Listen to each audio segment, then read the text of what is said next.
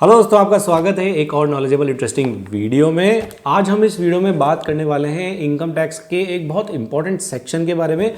हाँ जी, सेक्शन है 206C1H जो बात करता है TCS, tax collected at source on sale consideration. हाँ जी, बहुत सारी जगहों पे बहुत सारे कन्फ्यूजन्स आ रहे हैं सेक्शंस में, बहुत सारे डिस्कशंस हो रहे हैं एट वेरियस प्रोफेशनल प्लेटफॉर्म्स। हाँ जी, तो एज अ चार्टर्ड अकाउंटेंट यहाँ पे मैं आपको 206C1H सेक्शन के बारे में कुछ इम्पॉर्टेंट बातें आज इस वीडियो में बताऊंगा। अगर आप पूरी जानकारी चाहते हैं तो वीडियो को पूरा देखिएगा, बीच में से छोड़ के मत जाइएगा। फिर भी आपकी कोई क्वेरी, कोई क्वेश्चन रह जाता है तो आप कमेंट बॉक्स में कमेंट करके वो क्वेश्चन हमसे पूछ सकते हैं। तो आइए शुरू करते हैं 206C1H के बारे में कुछ इंपॉर्टेंट बातें। 206C1H सेक्शन, फर्स्ट टाइम इस सेक्शन का जिक्र हुआ था साहब फाइनेंस एक्ट 2020 में। कोविड की वजह से एप्लीकेबिलिटी डिले होती गई और फाइनली 1 अक्टूबर 2020 से इस सेक्शन को लागू कर दिया गया। हाँ जी, ये सेक्शन अप्लाई हो जाता है 1 अक्टूबर 2020 से। अब सवाल ये आता है कि ये सेक्शन जो है ये कौन से क्लास ऑफ एसएससीज पर लगेगा। इनकम टैक्स में काफ़ी सारे क्लास ऑफ एसएससीज है, इंडिविजुअल्स हैं, फर्म्स हैं, एचयूएफ हैं, तो ये कौन सी क्लास पर लगने वाला है। हाँ जी, तो ये जो सेक्शन है, ये सेक्शन जो है ये इनकम टैक्स की सारी जितने भी क्लास ऑफ एसएससीज हैं उन सब पर अप्लाई होगा। इंडिविजुअल्स पर, फर्म्स पर, एचयूएफ पर, LLP, company, even AOP, BOIs, charitable trust, artificial juridical person, चाहे वो रेजिडेंट हैं या नॉन रेजिडेंट हैं, सेक्शन 206C1H के प्रोविजंस जो हैं वो सारे क्लास ऑफ एसएससीज पर एप्लीकेबल हो चुके हैं। हाँ जी, अगला इंपॉर्टेंट पॉइंट ऑफ डिस्कशन जो है सेक्शन में 206C1H में वो है टर्नओवर क्राइटेरिया का। हाँ जी, इन क्लास ऑफ एसएससीज पे तो ये प्रोविजंस लगते हैं, बट ये हर एक एसएससी पर नहीं लगेगा। यहाँ पर एक टर्नओवर क्राइटेरिया भी दिया हुआ है। टर्नओवर क्राइटेरिया को जब मैं बताऊंगा तो आपको सीधे सीधे ये मैसेज मिलेगा कि ये जो सेक्शन है ये बड़े जो एसएससीज हैं जिनके टर्नओवर थोड़े ज़्यादा हैं उनके ऊपर अभी हाल ही में लगाए गए हैं। तो वो टर्नओवर क्राइटेरिया है 10 करोड़ रुपए का। अगर प्रीवियस ईयर में किसी एसएससी की सेल या फिर ग्रॉस रिसीट्स 10 करोड़ से ज़्यादा होती है, again I am repeating, sale और gross receipts exceeding ₹10 crore in previous financial year, पिछले साल में अगर 10 करोड़ से ज़्यादा की रिसीट्स होती है तो सेक्शन 206C1H के प्रावधान उस एसएससी के ऊपर लग जाएंगे।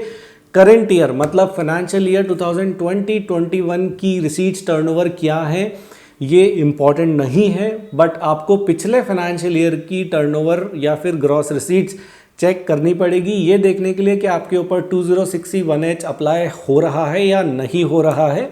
नेक्स्ट इम्पॉर्टेंट यहाँ पे बात ये आती है कि अब जो सेलर है उसको टैक्स कलेक्ट करना है, क्योंकि ये है TCS, tax collected at source. तो सेलर जो है वो अपने बायर से TCS कलेक्ट करेगा। कब करेगा? जब उसने 1 साल में उस बायर को 50 लाख से ज़्यादा के गुड्स दिए हों या सर्विसेज दी हों। हाँ जी, तो अब सेक्शन एप्लीकेबल होता है 1 अक्टूबर 2020 से। अब हमें ये पता कैसे चलेगा कि 50 लाख के गुड्स या सर्विसेज अभी तक हमने दे दिए हैं या नहीं दिए हैं। इसके लिए regular books of accounts maintain करवाएं, लेजर्स अपडेट करवाएं और इंडिविजुअली हर एक बायर का लेजर चेक करें कि वहाँ पे 50 लाख रुपए की कोई सेल या टर्नओवर तो आपने किसी पर्टिकुलर बायर के लिए नहीं कर दिया है। अगर कर दिया है तो 1 अक्टूबर से ही आपको आने वाली जो नेक्स्ट रिसीट्स आप उस बायर से कलेक्ट करेंगे उस पर आपको TCS कंप्लाई करना पड़ेगा। हाँ जी, यहाँ पे जो है कुछ नेचर ऑफ सेल ऐसी है जो एग्जेम्प्ट है। एग्जेम्प्ट मतलब इस सेक्शन में TCS कंप्लाई करना उस सेल के लिए कंपलसरी नहीं है। सबसे पहली सेल है जो एग्जेम्प्टेड है from the compliance of section 206C1H। पहली कैटेगरी की सेल है जो सेक्शन में डाली गई है, दैट इज एक्सपोर्ट सेल। अगर आप एक्सपोर्टर हैं, एक्सपोर्ट कर रहे हैं तो 206C1H के प्रावधान आपके ऊपर नहीं लगते हैं। आपको अपने बायर से, अपने फॉरेन बायर से TCS कलेक्ट करने की आवश्यकता नहीं है। दूसरी एग्जेम्प्टेड सेल है वो सेल जो सेक्शन 206C सब सेक्शन 1 में मेंशन्ड है। वहाँ पे एक आपको छोटा सा जिक्र उसका कर देता हूँ, जैसे कि सेल ऑफ स्क्रैप है, सेल ऑफ टिम्बर है, sale of human alcoholic liquor for human consumption है, सेल ऑफ मिनरल्स है। तो इस तरह की जो सेल है इस पर भी 206C1H के प्रावधान नहीं लगेंगे, क्योंकि इनके लिए एक स्पेसिफिक TCS का सेक्शन हमारे पास लॉ में है। 3 कैटेगरी की और सेल है जहां पर 206C1H के प्रावधान जो हैं वो नहीं लगते हैं। पहली है sale of overseas tour package, एक स्पेसिफिक सेक्शन आ चुका है, इसलिए 206C1H कंप्लाई नहीं करना है। Remittance under liberalise remittance scheme of Reserve Bank of India में अगर रेमिटेंस होती है तो भी TCS कंप्लाई नहीं करना है, स्पेसिफिक प्रोविजन है। मोटर व्हीकल बेचा है मोर देन 10 लाख रुपीज़ तो भी TCS कंप्लाई नहीं करना है डीलर ऑफ मोटर व्हीकल को। क्यों? क्योंकि एक स्पेसिफिक सेक्शन है इसका पर्टिकुलरली। हाँ जी, अब यहाँ पे एक सवाल ये आता है कि एक एसएससी, एक कॉमन एसएससी अगर 2 कैटेगरी ऑफ बिजनेस करता है, फॉर एग्जांपल एक तरफ वो कोई मशीनरी बेचता है और दूसरी तरफ उन मशीनरी की मेंटेनेंस सर्विस भी देता है, तो यहाँ पे 2 डिफरेंट लाइन ऑफ बिजनेसेस हैं। तो जो पिछले साल की जो लिमिट आपको चेक करनी है 10 करोड़ की, वो क्या एक पर्टिकुलर बिजनेस वाइज करनी है या business as a whole required to be reported in single PAN for the SSC, इस हिसाब से करनी है। यहाँ पे मेरा ओपिनियन ये है कि आपको दोनों बिजनेस की जो लिमिट है, दोनों बिजनेस का जो टर्नओवर है उनको ऐड करके ये चेक करना है कि आपका टर्नओवर जो है वो 10 करोड़ से ऊपर जा रहा है या नहीं, ताकि आप 206C1H की कंप्लायंस चेक कर पाएँ। कंक्लूसिवली बात यह है कि आज अगर आपके 2 हैं बिजनेस, 3 हैं बिजनेस, 4 हैं बिजनेस, तो सबका टर्नओवर ग्रॉस रिसीट्स ऐड होगा 10 करोड़ की लिमिट को कैलकुलेट करने के लिए। जी अब बात करते हैं रेट ऑफ टैक्सेस की, कि कितना TCS जो है वो सेलर कलेक्ट करेगा बायर से। अगर बायर अपना पैन और आधार सेलर को दे देता है तो सेलर को 0.1% एडिशनल TCS कलेक्ट करना है। कोविड की वजह से CBDT प्रेस रिलीज में रिलैक्सेशन है 25% की, तो इफेक्टिव रेट आती है 0.075%। दूसरी कैटेगरी आ जाती है अगर बायर अपना पैन आधार नहीं देता है तो 1% TCS कलेक्ट करने की जिम्मेदारी है सेलर की बायर से। आज अब इस सेक्शन को जब आप पूरा पढ़ेंगे तो यहाँ पे आप पाएंगे कि यहाँ पे कुछ कैटेगरी ऑफ बायर जो है वो भी एग्जेम्प्ट है, मतलब उनसे आप TCS कलेक्ट नहीं कर सकते।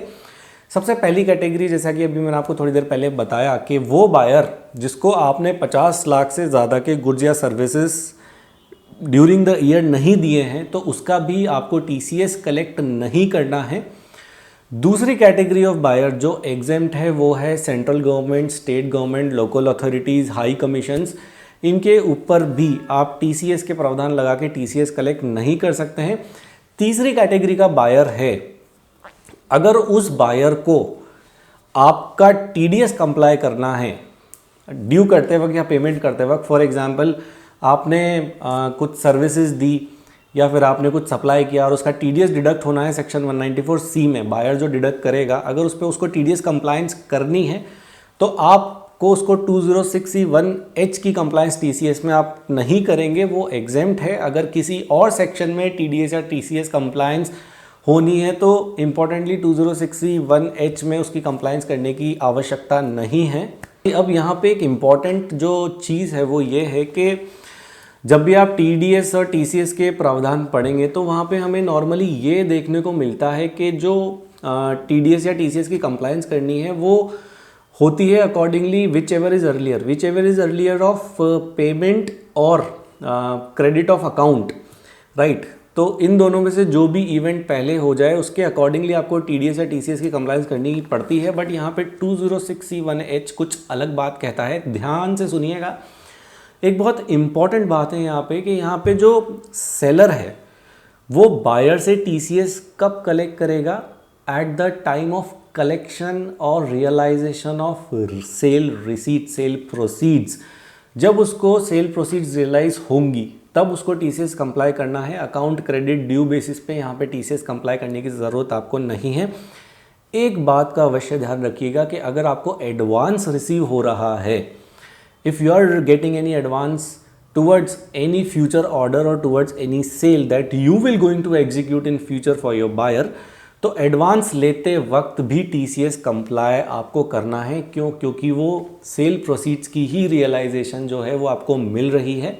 जी अब यहाँ पे एक कन्फ्यूजन है कि आपको जो TCS है वो कौन सी वैल्यू पे कंप्लाई करना है। आपके इन्वॉइस में इंपॉर्टेंटली 2 वैल्यूज़ होती हैं, एक टैक्सेबल वैल्यू, उसमें GST ऐड हो जाता है तो वो बन जाती है इन्वॉइस वैल्यू। टैक्सेबल वैल्यू में GST ऐड कर देंगे then it will become invoice value. On which value, it is a question, on which value you have to comply TCS under section 2061H, that either on taxable value or on invoice value. In my opinion, you have to comply TCS on invoice value that is inclusive of GST levy। हाँ जी, safer side पे इस तरह से ही comply करें क्योंकि जो आपका realisation है, जो आपका कलेक्शन है, that is inclusive of your taxable value plus GST। तो यहाँ पे रियलाइजेशन और कलेक्शन पे आपको TCS कंप्लाई करना है, तो आप इन्वॉइस वैल्यू के हिसाब से कंप्लाइंस करेंगे, टैक्सेबल वैल्यू के हिसाब से कंप्लाइंस नहीं करेंगे। मतलब 0.1% या फिर 0.075% जो आपको लगाना है वो इन्वॉइस वैल्यू पे लगाना है, टैक्सेबल वैल्यू पे आपको वो नहीं लगाना है। हाँ जी, अब अगला इंटरेस्टिंग इंपॉर्टेंट सवाल यहाँ पे ये आता है कि साहब ईयर के मिड में प्रोविज़न अफेक्टिव होता है, ईयर के मिड में प्रोविज़न एप्लीकेबल होता है। तो मैंने मेरे बायर को जो 1 अप्रैल से लेकर के 30 सितंबर की जो सेल की है, क्या मैं वो भी कंसिडर करूँ 50 लाख की लिमिट कैलकुलेट करने के लिए? मेरे ओपिनियन में हाँ जी, आपको बिल्कुल कंसिडर करनी है। अगर नहीं करेंगे तो it will going to create disputes in future. तो सेफर साइड पे कंप्लायंस करने के लिए आप 1 अप्रैल से लेकर 30 सितंबर की सेल को कंसिडर करें 50 लाख की लिमिट को कंप्लाई करने के लिए। एक छोटे से एग्जाम्पल से समझा देता हूँ आपको। अगर मान लीजिए 1 अप्रैल से लेकर 30 सितंबर तक की सेल है 25 लाख रुपये और 1 अक्टूबर से लेके 31 मार्च 2021 तक की सेल हो गई मान लीजिए आपकी 30 लाख रुपए, तो पूरे साल की सेल कितनी हो गई? 55 लाख रुपए। 25 + 30 55। तो जो 1 अक्टूबर से लेके 31 मार्च तक की जो सेल है, जब आप उसको कंसिडर करेंगे दैट इज 30 लाख रुपीज़, तो आपको जो 5 लाख रुपए की जो एडिशनल सेल हुई है which is more than 50 lakh rupees, तो आपको 5 लाख रुपीज़ जो एडिशनल सेल हुई है, 55 लाख टोटल सेल थी, 50 लाख से ऊपर जो 5 लाख की एडिशनल सेल हुई है उस पर आपको TCS कंप्लाई कर देना है। तो इस तरीके से जैसा कि मैंने आपको एग्जांपल दिया, 1 अप्रैल से लेकर के 30 सितंबर तक की जो आपने बायर को सेल की है उसको भी कंसिडर आपको करना है 50 लाख की लिमिट को कैलकुलेट करने के लिए। जाते जाते 1-2 इंपॉर्टेंट बातें बता देता हूँ कि अगर आपने TCS कंप्लाई करना शुरू कर दिया है तो it is very good that now you are complying one of the important provision of income tax law. It's good to comply always. TCS collect करा है तो अगले महीने की 7 तारीख तक रेमिट करना बिल्कुल भी ना भूलें, नहीं तो ब्याज लग जाएगा और आपको अपनी जेब से देना पड़ेगा। हाँ जी, एक और इम्पॉर्टेंट बात बता देता हूँ जाते जाते कि अगर आप TCS का कंप्लाइज नहीं किया तो क्या होगा, what will happen if you will not going to comply TCS। अगर साहब आप TCS कंप्लाई नहीं करते हैं तो इनकम टैक्स एक्ट में स्पेसिफिकली एक सेक्शन है, सेक्शन 271CA। चलिए चलते हैं उस सेक्शन की तरफ, छोटा सा डिस्कशन कर लेते हैं कि सेक्शन 271CA ये कहता है कि अगर आपने TCS कंप्लायंस में डिफ़ॉल्ट किया, आपने TCS कलेक्ट नहीं किया, भूल गए, कंप्लायंस नहीं की, सेक्शन के बारे में पता नहीं था, हमें पता ही नहीं चला कि 10 करोड़ की लिमिट भी चेक करनी है या फिर बायर वाइज 50 लाख की लिमिट भी चेक करनी है, we were not aware about the provision, आपसे डिफ़ॉल्ट हो गया, आपने TCS कलेक्ट नहीं किया पर्टिकुलर सेल ट्रांजैक्शन पे कलेक्शन ऑफ कंसिडरेशन के समय पर, तो सेक्शन 271CA में आपके ऊपर पेनल्टी लगाई जा सकती है। रीजनेबल कॉज है तो पेनल्टी नहीं लगेगी, अगर डिफ़ॉल्ट है तो सेक्शन 271CA में पेनल्टी लगा दी जाएगी। कितनी? Equivalent to the amount of TCS not collected, जितनी मैक्सिमम पेनल्टी आपके ऊपर लगाई जा सकती है। तो ये था एक interesting video on latest applicable section that is section 206C1H। कोई क्वेरी है तो कमेंट बॉक्स में ज़रूर पूछ लें। अगर वीडियो पसंद आए तो लाइक कर दें, बहुत सारे लोगों के साथ शेयर भी कर दें, चैनल को सब्सक्राइब भी कर लें और हमारे फेसबुक पेज को भी लाइक कर दें। Thank you, thanks a lot. हम लाते रहेंगे ऐसे ही बहुत सारे interesting knowledgeable videos. Thanks, bye.